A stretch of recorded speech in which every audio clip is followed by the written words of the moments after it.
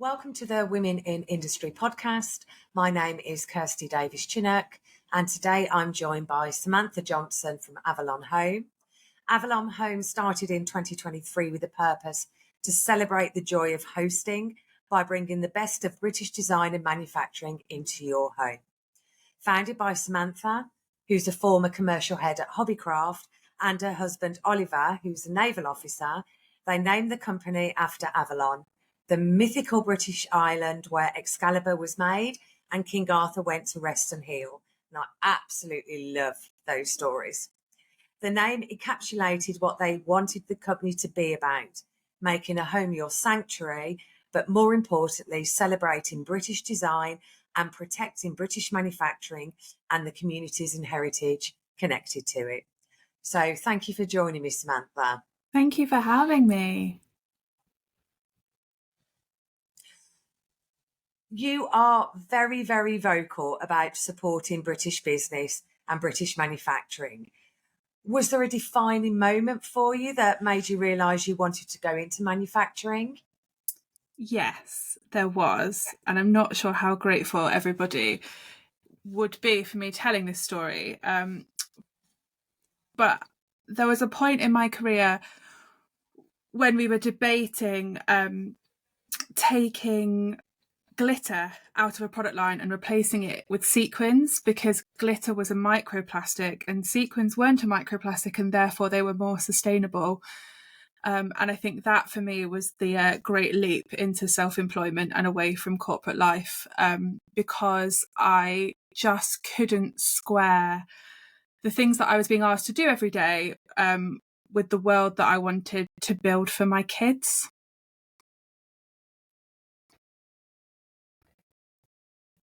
And you had a really long career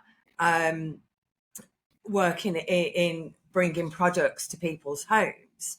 Mm-hmm. You've got 15 years of working hand in hand with retailers for big retail and being really knowledgeable about the product buying cycles and everything else. So you'd got that knowledge, and yet you were seeing things that didn't fit with your values. Yeah, very much so. And I think the tail end of my time in corporate retail was COVID, and then Suez happened. And because in the UK we operate a just-in-time supply chain, kind of any kind of global movement can cause chaos. And then, of course, my husband at that time was working on loan to NATO, and he is therefore incredibly knowledgeable about wider global supply chain. He's a logistics and operations specialist, so he's much more qualified, I think, than I am on some of the more complicated sides of what we do. And so I think we both felt really strongly that we had to live in a way that was more conscious, and so that we could kind of spend a bit more of our time focusing on building a life that we really wanted for ourselves. I mean, by that point, we'd been together over a decade and barely ever lived in the same house because he always worked away. And we really wanted a different life for ourselves. And I think it was very formative for me when I was 18 and I went away to university that I felt you had to leave the North in order to build a career. And whilst like my little girl is absolutely determined that she will be Elsa on the stage in the West End and nothing else will do for her, I would like to think that we could start to build something where young people don't feel like the only opportunity in this country is inside the boundaries of the M25, aka the least beautiful part of the UK, and that maybe they could sort of stay where their roots are and build something just as wonderful there. And yeah, I think we kind of got to the point where we had the opportunity to do it.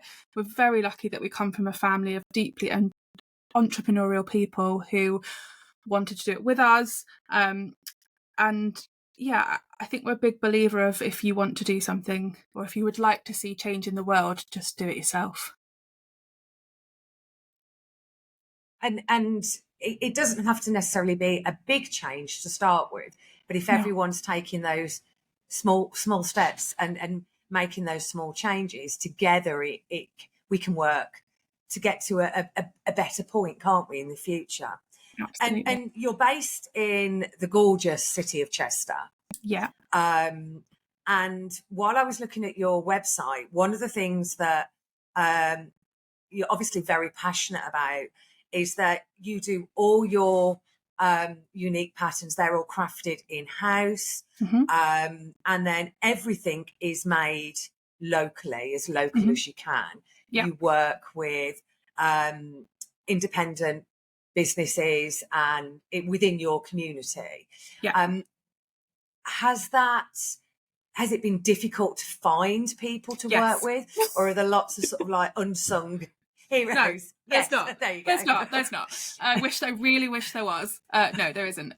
So it's an interesting time to have this conversation because we are in the processes of in-housing a huge amount of our production. So we own another company that we acquired in June of this year that has a 30-year history hand pouring candles in the Lake District, which has kind of given us the opportunity to expand what we're doing on that site. And the reason that we've really kind of had to in-house what we want to do from a textiles perspective is because that industry has suffered hugely. And we're in the northwest of England, right? This is the heartland of textiles manufacturing in the UK, and they're just not here anymore. And it frustrates me endlessly. It makes me desperately sad that the businesses that do exist have quite fixed models that work for them. So there's kind of a lot from a creative and a design perspective that you go in to talk to people about making, and they just tell you that they don't want your business, which as a retailer makes no sense to me, because as a retailer, you don't leave money on the table ever. If somebody wants to do something commercial, we would make it work, right? We get excited about those opportunities. And I'm always excited about those opportunities because that's what gives me the ability to build a great working environment for my team. And I'm really lucky that I got to build my working environment. It gives me everything that I wanted. And we take the stewardship of our organisation so seriously that, you know, our business, it only works if it works for our team. If it doesn't work for them, as far as I'm concerned, it's a total failure. So yeah, I guess the first sort of 6 months of trying to get this project off the ground was just going in and talking to manufacturers and them just being like, no, we don't do that and we don't want to do it. And that it's difficult, isn't it? Me. I think when it comes to things like that, so, you know, my day job's in stainless steel polishing and I only polish flat products. So if somebody comes to me and says, can you polish round tube? I go, the one thing we don't polish is round tube. And they'll go, do you want to put a machine in to do that? And I go, no, I don't.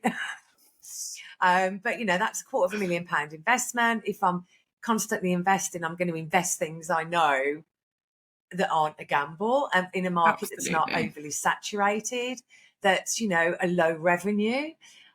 But it's something that, because the area you're in has been known for, well, centuries, for, you know, that's what they do for, you know, manufacturing fabric and materials.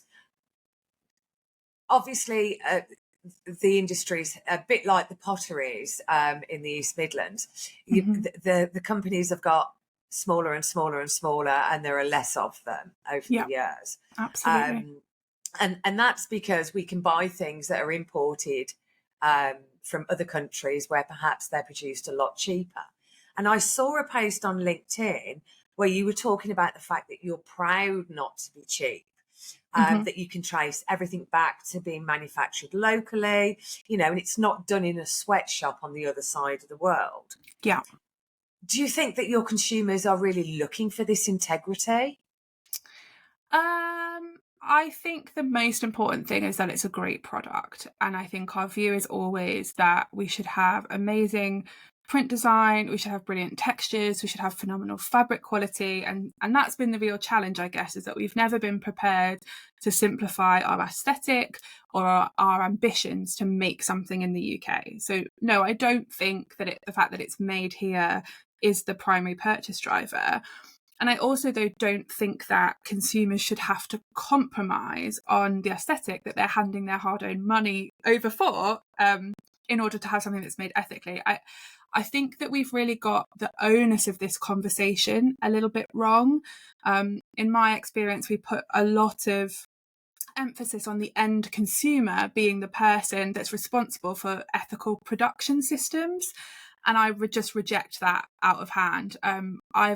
As you say, I've worked in retail for a long time. I've worked deeply in supply chain across numerous businesses. And I know how hard it is for huge manufacturers to have absolute clarity on their secondary and tertiary supply chain. So to expect your end consumer to be investigating where the raw materials of your product came from and how ethically they were sourced, like it's a farce that we should be putting that kind of pressure on them. I think the challenge when it comes to things that are cheap, which is obviously a subjective term, is I would always challenge the notion that that cost isn't being borne by someone somewhere down the line. And I believe that that's my accountability to make sure that I know, where our base cotton comes from, that it's organic, that it has been made as ethically as it is possible for us to check. And then that once we have raw materials into this country, I can name every single person that's put a hand on every single product, whether we made it or whether one of our partners made it. I damn well know that those people were treated well. I know that their bosses are good people. We've done audits. We've met them all. We've shook their hands. We sent them Christmas cards. We know that the people that made this product made it in a way that sits with our values. And obviously, we know that when there are people, but we take it more seriously than that. We're really clear that, I only do business with people that I'd go for a drink with. And if I couldn't stomach their company for 45 minutes in a pub, they're probably not the right people to give my cash to. And I think we have to hold ourselves to the absolute highest of standards, because ultimately what we're making is a discretionary purchase. This is not something that is essential to life. I totally believe that beautiful spaces that make you feel like you can be yourself are wonderful, but they are still a luxury, right? We're not ever going to say that a beautiful Christmas table is a necessity. It isn't. Feeding your kids is a necessity. And so for us, from an ethics perspective, I think we have to be really clear that when you're dealing with product that's not necessary, the standard that you should hold yourselves to is even higher, because this isn't, it's not life or death. It's Instagram stories. And I would never be able to sleep at night if we felt like somebody had been treated poorly along the way in order for our customers to have a pretty table. And I think when you have that conversation with your customers, they completely get it. I think you've made several really, really good points there. But the one that stands out to me is when you are buying something that's a luxurious item, perhaps to dress your Christmas table, it's bringing something personal into your home to make it even more personal still. Mm-hmm. So it's something that's going to be a little bit of you that is joining that family at the Christmas table. And they're sitting there, they're doing their Instagram stories, unless they're me, because I'm rubbish at Instagram. But I've got to get better.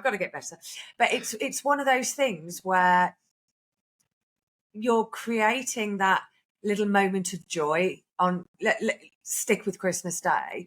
So when I dress the table Christmas Day, I'm just like, oh, wow, I can't wait till my son and his wife get up and see what it looks like, till my parents get here and see what it looks like. And it's just that it's only for a few hours, but I'm lucky enough to be able to do that. And I think the point you make about it not being a necessity, being able to feed your kids is a necessity, it is 100% true. But it's those little moments in life where we look around and we feel that sense of warmth, maybe a bit of pride, just that, absolutely, those sparks of joy that hopefully our environment can give us. Yeah, that completely makes a house a home. Yeah, 100%. And I think there's something about, and I don't know why this is, but I maintain it's a universal truth, that if you go to someone else's home and they set the table because you were coming, you feel special, right? You get that they cared. They were really bothered that you were coming over. And time for all of us is all of our finite resource. And so I always feel like I had all my best girlfriends here this weekend. And I can't put into words how much it means to me that they're prepared to give up their limited time and arrange childcare and drive and get trains and switch their plans around because I asked them to show up for me. And it is so the least I can do to set the table and make dinner. It's like, that is because we're all busy, right? And everybody, I think, finds it a challenge to balance all of their competing life priorities. And it's so important to me that my friends know how much I value them and their time and their space and us being together. And, you know, I'm from the north of England. We're not nice to people. We don't say these things. We're very, very English, right? We're like, if you're taking the piss out of somebody, it means you really love them. Like, that is the culture I grew up in. And so those kind of moments of making sure the fire's lit, there's candles on, it smells good, we've made sure we've got food everybody likes, you know, making people feel comfortable and that they can be their whole selves in your presence, I think is really like what we're trying to evoke as a business. And, you know, we always are saying to us, like, it doesn't matter if you've spilt red wine on a tablecloth, great, use it anyway. It's there to be enjoyed, it's there to be loved, it doesn't matter. It's not about perfection. And for a design business, that feels like a weird thing to say sometimes, that we're like, we don't care if stuff gets stained, we think it's great, like, use it again, show that you loved it. Because I've got a whole vintage linen collection from the 40s that was my granny's. None of it's perfect. None of it would have been it would have been expensive. It wouldn't have been great quality. It's marked from the laundries. It's got like iron burn marks in it. And it's like, yeah, and that's why it matters to me, because it tells a story and it connects me to her and to the things that she would have really cared about. To be clear, she's still here. She still does care. So if she'd given me a 1950s tablecloth brand new in a packet, that wouldn't have mattered to me. You're frozen slightly. I apologise. Oh, you're back. Fabulous. You're back? Okay, you were talking about, you know, your customers and use it, stay in it, and everything else. And I think that's fantastic. It's like, you know, having the nice wine glasses, but only having 3 because you've broken one. Smash one. Yeah, we've all been there. But it's when you get to the last one out of a set of 6 or something, and you're like, if anybody breaks that, I'm going to kill them. You deal with both retailers, and you also obviously were business to consumers via your online store. Are there challenges in doing both? So probably less so for us, but that's because we're really conscious in our model. So actually, when we did our last trade show, we got a lot of feedback from customers that they were quite frustrated post-COVID in the kind of British wholesale setup. And I think this was really fair, because what happened during COVID, obviously, was brands that had a traditionally heavy wholesale model had to sell online. And they've then built their direct-to-consumer presence. And what's happening now, because direct-to-consumer operates on different margins, different business model, it's much more promo leveraged. You've got those traditional wholesale customers going, well, hang on a minute. People are coming into my store that has big overheads, particularly if you're a garden centre, because they have really big overheads because they're big spaces, seeing your product, Googling it, going, oh, I can get 20% off online. I'm gonna come in here, check that I like it, feel it, and then I'm gonna go buy it online. And they kind of come to us and they go, wait, that doesn't feel fair. That's not what's going on here? And so the way that we have always tried to work with our retailers is with a kind of what we would term like a made to measure approach, where we say, take one of our base designs, let's talk about how we make it yours. So that might be that we do a slightly different style of embroidery. It might be that we change a colour. It might be that we have a customer that we work entirely with French vintage linen for her store, and she supplies the fabric and we do all the CMT processes. So we try really hard to help our retailers curate collections that nobody can get anywhere else. And for me, that's so important, because if I'm totally honest, I do think the high street's a bit boring. It's kind of worse than you can get online, and you've got to pay for parking. But we're not doing anything as a community and as a society to make interesting retail spaces affordable for independents. And really, we all say we want independence because we don't want chains and we want to have something that's unique, but they can't hit the same MOQs that a huge department store would be able to hit. They can't necessarily go to a factory and deal direct and be able to get a sensible volume, because then the price point would become inaccessible, and then we want to go online and buy it for less somewhere else. And so we're kind of stuck in this cycle. And so we believe really strongly, like, if we want vibrant high streets full of independent stores that have got brilliant curations, and I'm lucky because I live in a wonderful, vibrant city that has a really diverse community where people are able to make those successful businesses. But if we want that everywhere, you've got to have manufacturers that are prepared to help and are prepared to work with those independents on terms that make sense for them. So very much for us, from the beginning, it was always about how do we use tech to get to the same scale of fabric manufacturing that you would be at anyway. So we can get to the same economies of scale, but we're using tech to mean that we're putting more varied designs through, which is absolutely feasible. Everybody could be doing it, but please don't, because it was my business model first. And so we work really hand in hand with our retailers to go, okay, like, you love this print, but actually you're telling me that this colorway was the best thing you sold last year. Let's go remake it just like that, just for you. It's yours for the season. We won't stock it to anybody else. So if someone comes in and loves it, they either buy it from you or they go without. And I think it's that partnership approach of really kind of going, we're not just in this because we want to make money, because, oh my God, there are easier ways to make money than in retail in the UK. There just really are. We're in this because, like, retailing's in my blood, and we are desperately bothered about how our communities can be supported and are reflected in the products that we're making. So yeah, I think it's a tough old time in retail, and it's a tough economy right now. And I do think it is a bit about time we agitated the model. You're helping by model. sort of creating this community of bespoke design for that garden centre or that small independent shop or that chain.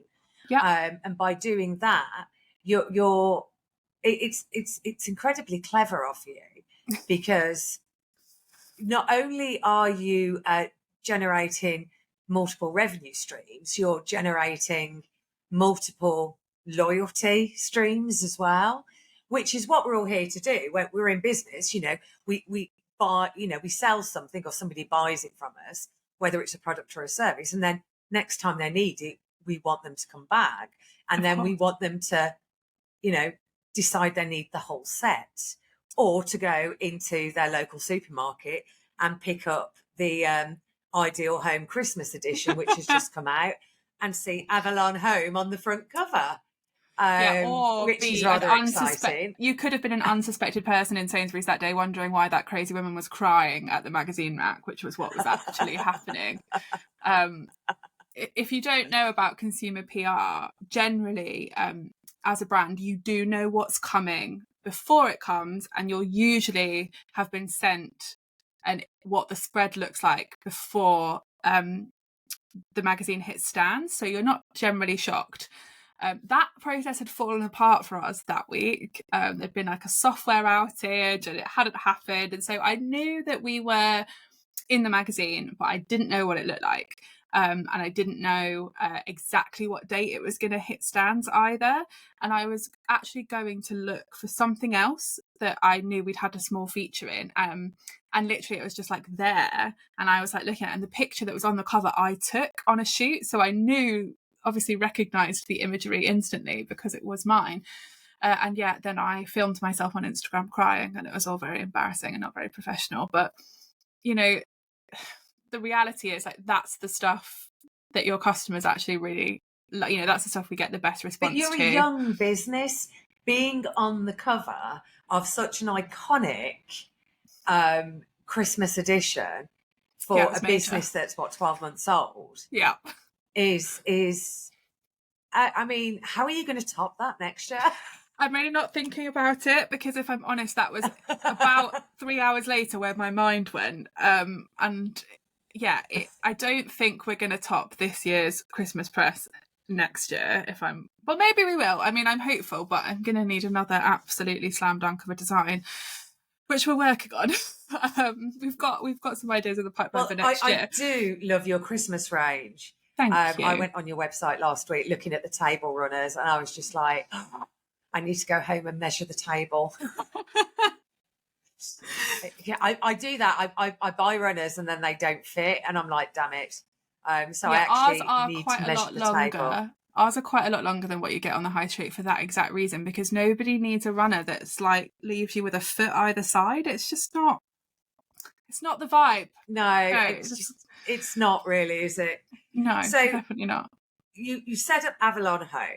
Mm-hmm. You're really working to develop the community side and the local British manufacturing side. So you're supporting your local area, you're supporting your retailers, you're supporting your customers directly through them and through your website.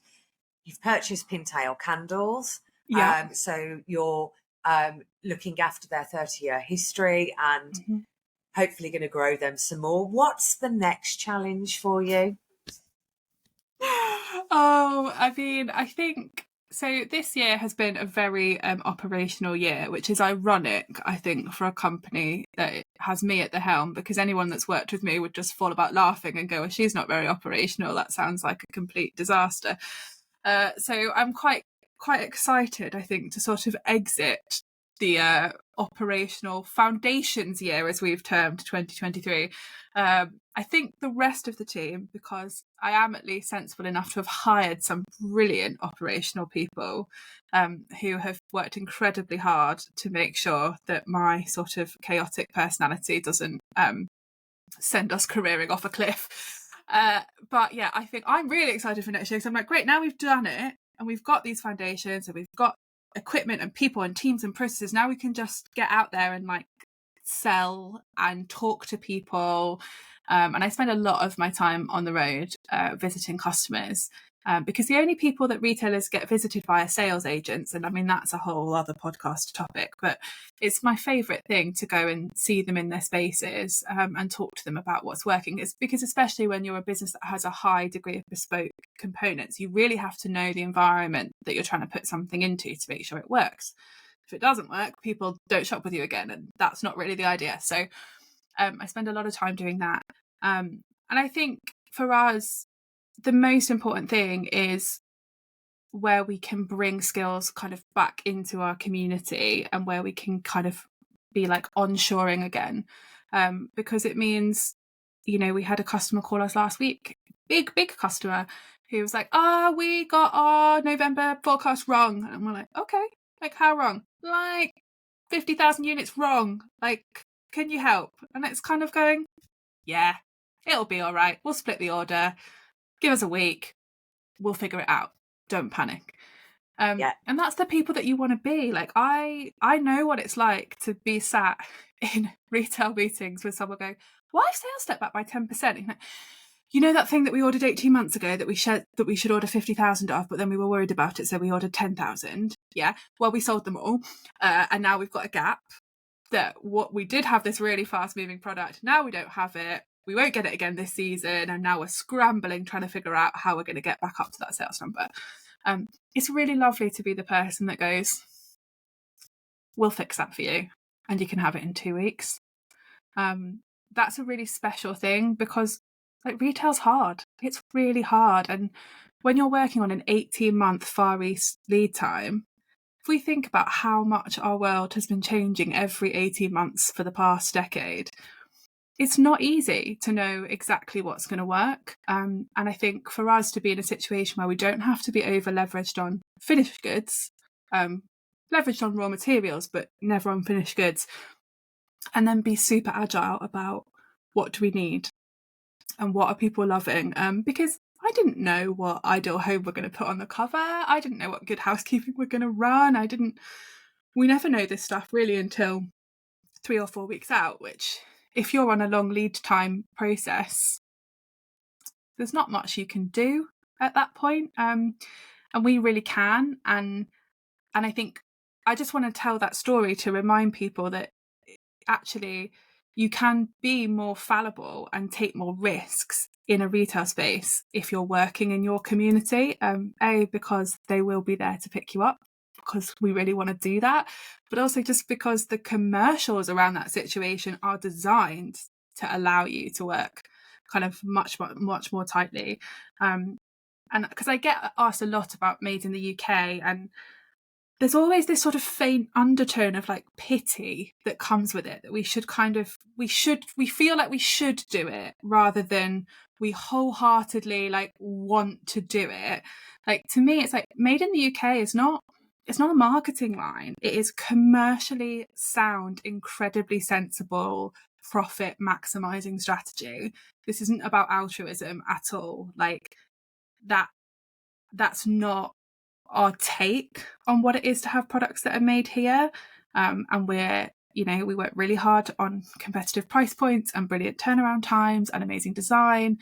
And if you can get all of that here, why would you want to go somewhere where you had to order it 18 months out and have it wait on a ship for 4 months? You don't need to. I've always struggled with that when it comes to retail. I mean, I don't even know what I want for dinner tonight, let alone what I'm going to be wearing in 18 months' time or buying. It's just, I have got no idea. I enjoy decorating. So, my house will be a different colour in 18 months' time. So I can't tell you what colour my sitting room will be. So I don't know what I'm going to buy to go in it. Yeah, absolutely. It's just crazy. Samantha, finally, the last question I ask everybody, what's the best advice you've ever received? I think the best advice I've ever received was when I was about 17 from my high school headmaster, who said, "But why not you?" And that's always stayed with me in life, that I think if there's something that's bothering you and you're looking for someone else to solve it, ask yourself the question, but why not you? I love that. And that's why you will end up you? here. Then you will end up thinking that you were going to go and be a marketing consultant and ending up running 2 manufacturing companies. Well, there's worse sectors to be in. There absolutely is. Thank you so much for your time, Samantha. Well, it's been a pleasure talking to you. And I really look forward to seeing what you do next. Thank you so much. Have a lovely day.